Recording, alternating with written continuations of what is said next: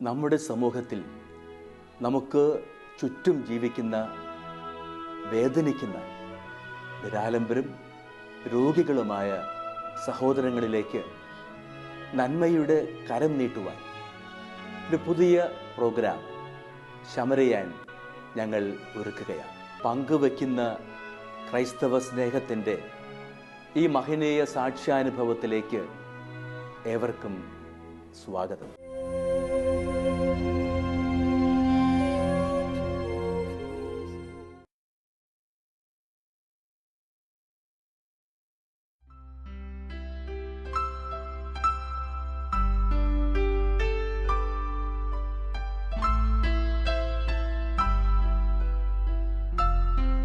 ഇത് തൃശൂർ വടക്കാഞ്ചേരി കാഞ്ഞിരക്കോട് കുന്നത്തുകാട് വീട്ടിൽ ചന്ദ്രന്റെ ഭവനം.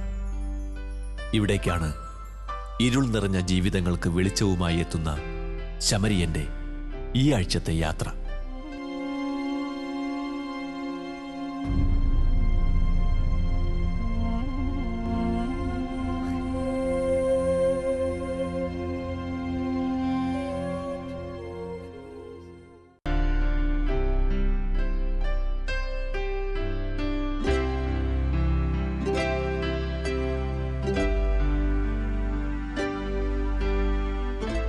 ലളിതയും മക്കളായ നിതിനും നിത്യയും അടങ്ങുന്ന ഈ കൊച്ചു കുടുംബത്തിൽ നിന്ന് ഗൃഹനാഥനായ ചന്ദ്രൻ തന്റെ ജീവിതത്തോട് വിട പറഞ്ഞിട്ട് വർഷം 17 എൻ്റെ കല്യാണം കഴിഞ്ഞ് 22 വർഷമായി. ഇപ്പോൾ എനിക്ക് ആദ്യം ഒരു മോനാണ് ജനിച്ചത്. അങ്ങനെ ഞാൻ ഭർത്താവിൻ്റെ വീട്ടിലായിരുന്നു. അവിടെ നിന്ന് കുറച്ച് കണക്കൊക്കെ ആയി വീട്ടിൽ വന്നു. അങ്ങനെ ചേട്ടനും ഇവിടെ തന്നെ ആയിരുന്നു. അങ്ങനെ എനിക്ക് മോള് പറഞ്ഞു. അങ്ങനെ ഞങ്ങളിവിടെ ഒരു ഷെഡ് വെച്ചിട്ട് ജീവിച്ചു. അതിനിരുന്നിട്ട് ആൾ വീട്ടിൽ നിന്ന് കുറച്ച് ഭാഗം കിട്ടി അതൊരു സ്ഥലത്തിന് വേണ്ടിയിട്ട് കുറച്ച് പൈസ കൊണ്ടുകൊടുത്ത് അത് കരാർ എഴുതി. അവിടെ നിന്ന് വീട്ടിൽ നിന്ന് പറഞ്ഞ ദിവസം ഡേറ്റിന് പൈസ കിട്ടിയില്ല. അങ്ങനെ ആ സ്ഥലം പോകുമെന്നുള്ളൊരു കണ്ടീഷനായപ്പോൾ എന്നെയും കുട്ടികളെയും വന്ന് കണ്ടു പോയതിൻ്റെ പിറ്റേ ദിവസം ആൾ പൈസ കിട്ടില്ല, സ്ഥലം പോകുമെന്നുള്ളൊരു മാനസിക വിഷമത്തിൽ ആൾ ആത്മഹത്യ ചെയ്തു.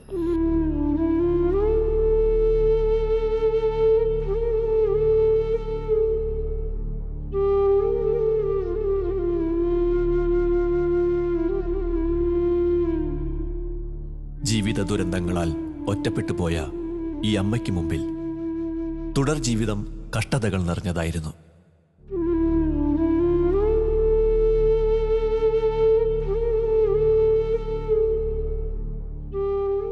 ഭർത്താവിൻ്റെ മരണശേഷം ഞാനങ്ങനെ പണിക്കായിട്ട് ഇറങ്ങി തിരിച്ചു. അങ്ങനെ മോനെ പഠിപ്പിച്ച് 10ാം ക്ലാസ്സായി. അവൻ പറഞ്ഞു 10ാം ക്ലാസ് കഴിഞ്ഞപ്പോൾ ഞങ്ങളൊരു ആശാരിമാരുടെ കുടുംബത്തിൽ പറഞ്ഞവരാണ്. അപ്പോൾ മോൻ പറഞ്ഞു, ഞാൻ അമ്മ ഇനി പഠിക്കാൻ പോകുന്നില്ല, ഞാൻ പണിക്ക് പോകുകയാണെന്ന് പറഞ്ഞ് അവൻ പണിക്ക് ഇറങ്ങി തിരിച്ചു. നമ്മുടെ ഉണ്ണീനെ നമുക്ക് പഠിപ്പിക്കാം എന്ന് പറഞ്ഞു. അങ്ങനെ അവൻ 3 വർഷത്തോളം പണിക്ക് പോയി. അങ്ങനെ ജീവിതം പതിയെ പച്ച പിടിച്ചു തുടങ്ങിയപ്പോൾ ദുരന്തം ആദ്യം നിതിനെ പിടികൂടി. അങ്ങനെ മോൻ ആശാരി പണി എടുത്ത് കൊണ്ടിരിക്കുമ്പോഴാണ് അവന് പെട്ടെന്ന് ചെവിയുടെ ബാലൻസ് പോകുന്ന ഒരു അസുഖം വന്നത്. അങ്ങനെ ഞാൻ ഇപ്പോൾ ഡോക്ടറെ കാണിച്ച് 2 വർഷത്തോളം അവന് ട്രീറ്റ്മെൻറ്റ് ചെയ്തു. ഇപ്പോൾ അത് മാറി. ഇപ്പോൾ പണിക്കൊക്കെ പോയി തുടങ്ങി. ഞാനും ഒരു ഡോക്ടറുടെ വീട്ടിലേക്ക് പണിക്ക് പോയി ഞങ്ങൾ സന്തോഷമായിട്ട് കഴിഞ്ഞു വരികയായിരുന്നു. പക്ഷേ ആ സന്തോഷം ആസ്വദിച്ച് തുടങ്ങുമ്പോഴേക്കും ദുരന്തം ഈ കൊച്ചു കുടുംബത്തിന്റെ മുഴുവൻ പ്രതീക്ഷയായിരുന്ന BA ഫസ്റ്റ് ഇയർ വിദ്യാർത്ഥിനിയായ നിത്യയെ തേടിയെത്തി.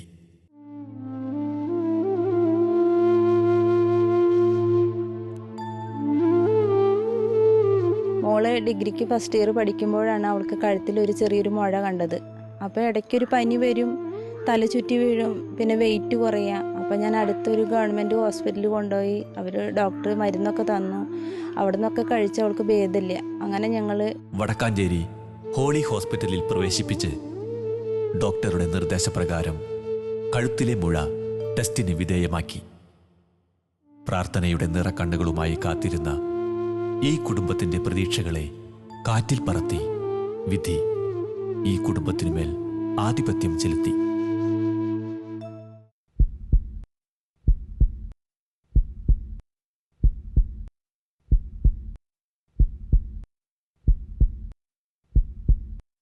അങ്ങനെ ടെസ്റ്റിന് വിട്ട് അതിൻ്റെ റിസൾട്ട് വന്നപ്പോൾ ഡോക്ടർ എന്നോട് പറഞ്ഞില്ല, എൻ്റെ അടുത്തുള്ള ആൾക്കാരെന്നെ വിളിച്ചിട്ട് പറഞ്ഞു ക്യാൻസറാണ് ഈ കുട്ടിക്ക്.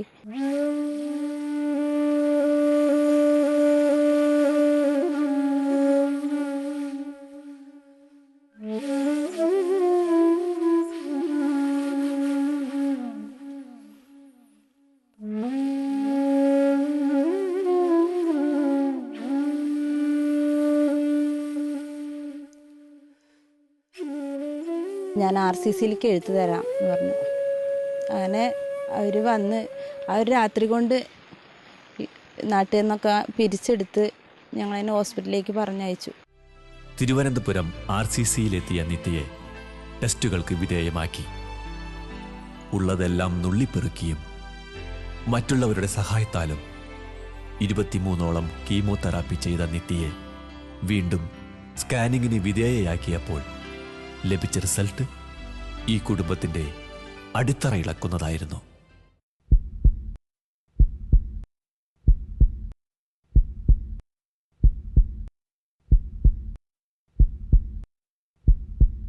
സ്കാൻ ചെയ്തിട്ട് നോക്കിയപ്പോൾ അവർ പറഞ്ഞു ഇത്രയും കീമോ ചെയ്തിട്ട് ഒരു മാറ്റം കാണാനില്ല, അതുകൊണ്ട് ഇത് മാറുന്ന ഞങ്ങൾക്ക് ഒരു ഇതുമില്ല. അതുകൊണ്ട് അങ്ങനെ ഞങ്ങൾ അവിടെ നിന്ന് പോരുകയാണ്.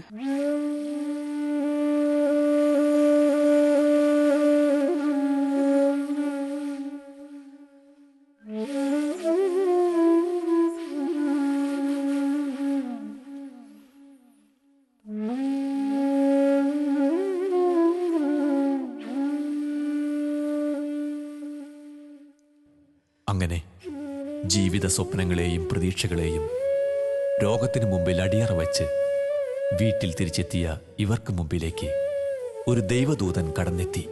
ഇവിടെ അടുത്ത് വടക്കാഞ്ചേരിയിൽ ഒരു കണ്ണെന്ന് പറഞ്ഞൊരു ചേട്ടനുണ്ട്. അങ്ങൊരു ക്യാൻസർ പേഷ്യൻ്റ് ആയിരുന്നു. അങ്ങോർക്ക് ഈ മജ്ജ മാറ്റി വയ്ക്കുന്ന ശസ്ത്രക്രിയയൊക്കെ ഈ വെൽകെയർ ഹോസ്പിറ്റലിലേക്ക് ഗംഗാര ഡോക്ടറാണ് ചെയ്ത്. ഇപ്പോൾ ആൾക്ക് മാറി. RCCയിൽ നിന്ന് ഇനി കാര്യമായിട്ടൊന്നും ചെയ്യാനില്ല എന്ന് പറഞ്ഞതോടുകൂടി ഞാൻ പറഞ്ഞു വരട്ടെ, അങ്ങനെയില്ല, ക്യാൻസറിൽ നിങ്ങൾക്ക് എപ്പോഴും എന്താ കാരണം വെച്ചാൽ എപ്പോഴും ചാൻസ് ഉണ്ട്, ഏർലി ഡിറ്റക്ഷൻ ഉണ്ടെങ്കിൽ ചാൻസ് ഉണ്ടെന്ന് വിശ്വസിക്കുന്ന ഒരാളാണ് ഞാൻ. അപ്പോൾ ഞാൻ ഒരു കാര്യം ചെയ്യാൻ, ഞാൻ ഈ കുട്ടീനെ ഡോക്ടർ VP ഗംഗാരൻ്റെ അവിടെ പേഴ്സണലായിട്ട് ഞാൻ കൊണ്ടുപോയി ഡോക്ടറെ കാണിച്ചപ്പോൾ ഡോക്ടർ പറഞ്ഞു ഹോപ്പുണ്ട്, ഹോപ്പ്ലെസ് കേസല്ല, നമുക്കത് ചെയ്യാമെന്ന് പറയും. നിത്യ 2011 മുതൽ ഞാൻ ചികിത്സിക്കുകയാണ്. നിത്യ ഹോഷ്കിൻസ് ലിംഫോമ എന്ന ക്യാൻസറിൻ്റെ ചികിത്സയ്ക്കായിട്ടാണ് 2011 ആദ്യമായിട്ട് നിത്യ എൻ്റെ അടുത്ത് വരുന്നത്. നിർഭാഗ്യവശാൽ അസുഖം പല പ്രാവശ്യം വീണ്ടും വരികയും പല പ്രാവശ്യം ഞങ്ങൾക്ക് ചികിത്സയായി കീമോതെറാപ്പി കൊടുക്കേണ്ടി വരികയും ചെയ്തു. ഇവിടെ വച്ച് 16 കീമോ കഴിഞ്ഞപ്പോൾ നിത്യയുടെ അസുഖം ഭേദമാവുകയും തുടർന്ന് ജീവിത സ്വപ്നങ്ങളെ കയ്യെത്തിപ്പിടിക്കാൻ നിത്യ വടക്കാഞ്ചേരിയിൽ ഒരു കമ്പ്യൂട്ടർ കോഴ്സിന് ചേരുകയും ചെയ്തു. അന്ന് ഞാൻ ഇവളെ കാണുമ്പോൾ മുടിയൊക്കെ നല്ല നീളം വെച്ച് അമ്മ എന്നും പറഞ്ഞ് ഓടി എൻ്റെ അടുത്ത് വന്നപ്പോൾ എനിക്ക് സത്യം പറഞ്ഞ ആൾ മനസ്സിലായില്ല, അത്ര ആൾ മാറിയിരിക്കുന്നു. അയ്യോ, എനിക്ക് ഭയങ്കര സന്തോഷമായി. ഞാൻ കെട്ടിപ്പിടിച്ച് ഒരുപാട് ഉമ്മയൊക്കെ കൊടുത്തിട്ട് പറഞ്ഞു നീ പഠിക്കാൻ പോകും, നീ എന്തെങ്കിലും ആവശ്യമുണ്ട് എന്നെ വിളിക്ക്, എല്ലാം ചെയ്യുന്നൊക്കെ പറഞ്ഞ്. പിന്നീടാണ് ഞാൻ അറിയുന്നത് കുറച്ച് നാൾ കഴിഞ്ഞപ്പോഴത്തേക്കും വീണ്ടും ഇവൾക്ക് അസുഖമായിരുന്നു. തുടർന്ന് ഗംഗാധരൻ ഡോക്ടറുടെ അടുക്കൽ ഓടിയെത്തിയ നിത്യയുടെ ജീവിതത്തിലേക്ക് ഡോക്ടർ നിർദ്ദേശിച്ച ഏക മാർഗം കീമോ മാത്രമായിരുന്നു. പ്രാവശ്യം ഞങ്ങൾ ചെയ്യാൻ ഉദ്ദേശിക്കുന്നത് ഹൈ ഡോസ് കീമോതെറാപ്പി, കുറച്ചുകൂടെ ഡോസ് കൂടിയുള്ള കീമോതെറാപ്പി ചികിത്സയും അതിനനുബന്ധമായി ചെയ്യുന്ന മജ്ജ മാറ്റിവെക്കൽ ശസ്ത്രക്രിയയുമാണ്. അതിന് ഭാരിച്ച ചെലവ് വരും. ഏകദേശം 8 മുതൽ 10 ലക്ഷം രൂപ വരെ ചെലവ് വരാൻ സാധ്യതയുള്ള ചികിത്സാ രീതിയാണത്. 3 സെന്റ് സ്ഥലവും പണി തീരാത്ത ഒരു കൊച്ചു വീടും സമ്പാദ്യമായിട്ടുള്ള ഇവർക്ക് ഈ ചികിത്സയ്ക്കായി ഇനി കണ്ടെത്തേണ്ടത് 10 ലക്ഷം രൂപയാണ്.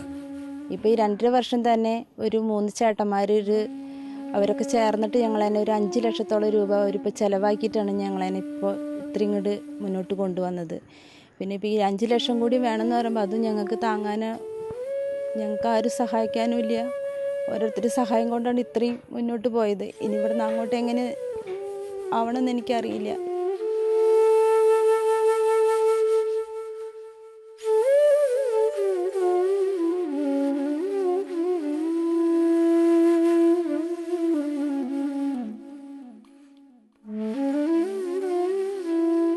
ഒരവസ്ഥയിൽ ഒറ്റപ്പെടലിൻ്റെ നൊമ്പരം അനുഭവിക്കുന്ന ഇവരുടെ വേദനയുടെ കണ്ണീരൊപ്പാൻ അയൽക്കാരി കൂടിയായ ലളിത ചേച്ചിക്ക് കഴിഞ്ഞു. 3 സെൻറ്റ് സ്ഥലത്ത് ഒരു മണ്ണ് വീടായിരുന്നു, മൺകട്ട കൊണ്ട് പണിത വീടായിരുന്നു.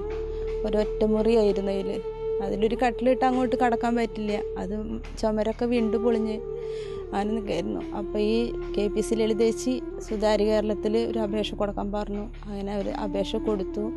അവർ ഇവിടെ ഷൂട്ട് ചെയ്യാൻ വന്നിട്ട് ഇതെല്ലാം ക്ലിപ്പിങ് കൊണ്ടുപോയി മുഖ്യമന്ത്രിക്ക് നേരിട്ട് അത് കാണിച്ച് മുഖ്യമന്ത്രി നേരിട്ട് മോളെ വിളിച്ചിട്ടാണ് ഞങ്ങൾക്കിങ്ങനെ ഒരു വീട് 2 ലക്ഷം രൂപ പഞ്ചായത്ത് വകയായിട്ട് ഞങ്ങൾക്ക് കിട്ടിയത്. ഇപ്പോഴത്തെ കാലത്തൊക്കെ 2 ലക്ഷം രൂപ ഒരു വീടൊക്കെ തീരും. ഒരു മുറി ഒരു അടുക്കളയേ ഉള്ളൂ അവരുടെ വീട്. അത് ഈ കുടിയടപ്പ് ലക്ഷം വീട് അങ്ങനെയൊക്കെയുള്ള സ്ഥലം തന്നെയാണത്. അതിൽ കൊണ്ടുപോയി അത് അത്രയും ആക്കി വെച്ചിട്ടുണ്ട്. പക്ഷെ കയറി കിടക്കാൻ പറ്റത്തില്ല.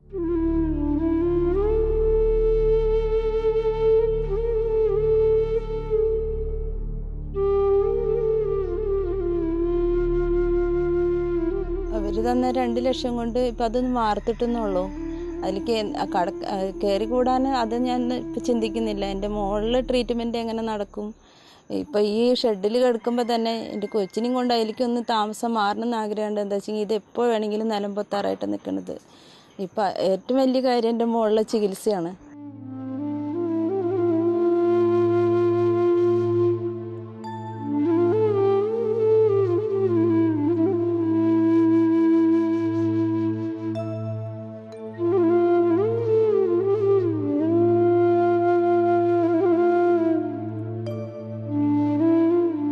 ഒരു കൈത്താങ്ങ് നമ്മളെല്ലാവരും കൂടി ചേർന്ന് ഒന്ന് ശ്രമിച്ചാൽ അതിന് സാധിക്കില്ലേ? അതിന് തീർച്ചയായും ഞങ്ങളെല്ലാവരും മുന്നിട്ട് വരണം. ഞങ്ങളാൽ കഴിയുന്ന സഹായം ഞങ്ങളും ചെയ്യാമെന്ന് തന്നെയാണ് തീരുമാനിച്ചിരിക്കുന്നത്. ഒന്ന് സഹായിക്കൂ. നിത്യയും തിരിച്ചു ജീവിതത്തിലേക്ക് വരട്ടെ.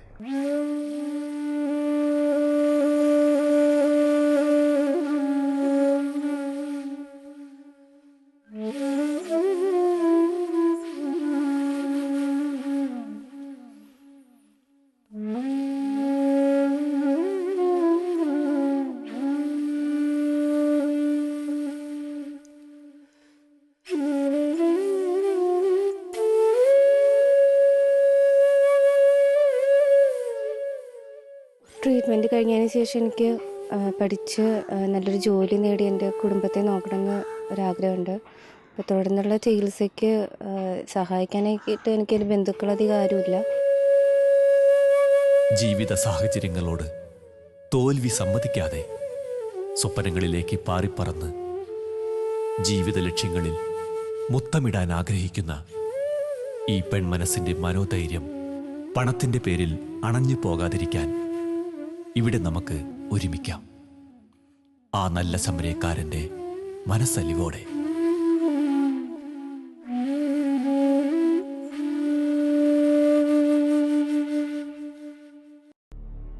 വിശദ വിവരങ്ങൾക്ക് Samaritan divine charitable trust, father Augustine Vallooran VC, care of divine vision, Muringoor, pin 680309, Chalakudy, south India.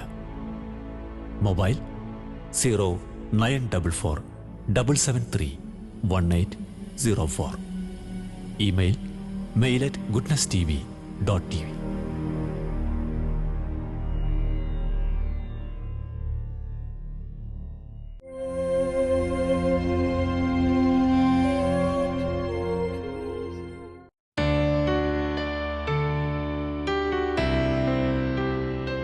Goodness TVയിലെ സമരയാം പ്രോഗ്രാമിലൂടെ ഞങ്ങൾ പരിചയപ്പെടുത്തിയ ഉണ്ണികൃഷ്ണൻ്റെ രോഗാവസ്ഥയെ കണ്ട് അനേകം മക്കൾ ഇദ്ദേഹത്തിൻ്റെ ചികിത്സയ്ക്ക് ആവശ്യമായിട്ടുള്ള സഹായം ചെയ്യാനായിട്ട് തയ്യാറായി. അവരെല്ലാവരെയും ഏറ്റവും നന്ദിയോടെയും സ്നേഹത്തോടെയും കൂടി ഞങ്ങൾ ഓർക്കുകയാണ്. ഉണ്ണികൃഷ്ണൻ കഴിഞ്ഞ 8 വർഷമായിട്ട് രോഗാവസ്ഥയിലാവുകയും ഇപ്പോൾ അദ്ദേഹത്തിൻ്റെ കരൾ മാറ്റിവെക്കേണ്ട ശസ്ത്രക്രിയയിലേക്ക് ഡോക്ടർ നിർദ്ദേശിക്കുകയുണ്ടായി. കരൾ മാറ്റിവെക്കുന്നതിന് ഏതാണ്ട് 25 ലക്ഷത്തോളം രൂപ ചിലവാകുന്നുണ്ട്. ഉണ്ണികൃഷ്ണൻ്റെ രോഗാവസ്ഥയെ കണ്ട ഗുഡ്നസ് ടി വിയിലെ പ്രേക്ഷകർ വളരെയധികം നന്മനസ് കാണിച്ചു. ഉണ്ണികൃഷ്ണൻ്റെ രോഗാവസ്ഥയിൽ അനുകമ്പ തോന്നിയ, ഉണ്ണികൃഷ്ണനോട് സ്നേഹവും ആത്മാർത്ഥതയും കാണിച്ച എല്ലാവരെയും ഏറ്റവും സ്നേഹത്തോടെ ഞങ്ങൾ ഓർക്കുകയാണ്. സമൂഹത്തിലെ രോഗിയായിരിക്കുന്ന ഒരു വ്യക്തിയോട് സ്നേഹം കാണിക്കുക, അനുകമ്പ കാണിക്കുക, ഔദാര്യം കാണിക്കുക എന്നുള്ളത് മനുഷ്യവ്യക്തിയിലെ ഏറ്റവും മാഹാത്മ്യമുള്ള കാര്യമാണ്. ഇങ്ങനെ അനേകം വ്യക്തികൾ ഉണ്ണികൃഷ്ണനോട് തങ്ങളുടെ ജീവിതത്തിൻ്റെ ആ മാഹാത്മ്യത്തിൻ്റെ ചൈതന്യം കാണിക്കുവാൻ നല്ല മനസ്സ് കാണിച്ചതിനെ ഓർത്ത് ഞങ്ങൾ ഏറ്റവും സ്നേഹത്തോടെ അവരെ ഓരോരുത്തരെയും ഓർക്കുകയാണ്. ഉണ്ണികൃഷ്ണൻ്റെ കരൾ മാറ്റിവെക്കൽ ശസ്ത്രക്രിയയ്ക്ക് ആവശ്യമായിട്ടുള്ള പണത്തിൽ ചെറിയൊരു അംശം ഗുഡ്നസ് ടി വിയുടെ പ്രേക്ഷകർ തന്നതിൽ ഞങ്ങൾ ഏറ്റവും സന്തോഷിക്കുന്നു. അനേകരുടെ ഈ ചേർത്തുവെക്കലിൻ്റെ ഭാഗമായി ഞങ്ങൾക്ക് ലഭിച്ച 3 ലക്ഷം രൂപയുടെ ചെക്ക് ഞങ്ങൾ ഉണ്ണികൃഷ്ണനെ ഏൽപ്പിക്കുകയുണ്ടായി. അദ്ദേഹത്തിൻ്റെ കരൾ മാറ്റിവെക്കൽ ശസ്ത്രക്രിയ ഏറ്റവും വിജയപ്രദമായി തീരുന്നതിന് വേണ്ടിയിട്ട് നമുക്ക് ദൈവത്തോട് പ്രാർത്ഥിക്കാം. തുടർന്നുള്ള ദിവസങ്ങളിൽ നിങ്ങളുടെ പ്രത്യേകമായിട്ടുള്ള പ്രാർത്ഥനയും നിങ്ങളുടെ പ്രത്യേകമായിട്ടുള്ള പ്രോത്സാഹനവും കൂടെ ഉണ്ടാകണം. നമുക്ക് എല്ലാവർക്കും ഉണ്ണികൃഷ്ണൻ്റെ ശസ്ത്രക്രിയ ഏറ്റവും വിജയപ്രദമായി തീരുന്നതിന് വേണ്ടി നമുക്ക് പ്രാർത്ഥിക്കാം.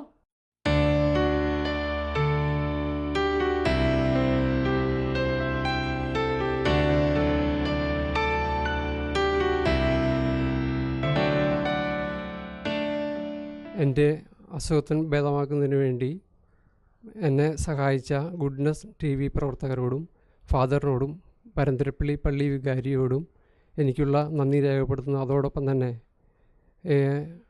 എൻ്റെ ചികിത്സയ്ക്കായി ഇത്രയും സഹായം ചെയ്ത എല്ലാവരോടും ഉള്ള നന്ദി, അതോടൊപ്പം തന്നെ പ്രാർത്ഥനയും എന്നെ സുഖപ്പെടുന്നതിന് വേണ്ടി ഉള്ള എല്ലാവിധ സഹായങ്ങളും ചെയ്തു തന്ന എല്ലാവരോടും എനിക്കുള്ള നന്ദി, എൻ്റെ കുടുംബത്തിലുള്ള നന്ദി ഞാൻ രേഖപ്പെടുത്തിക്കൊള്ളുന്നു.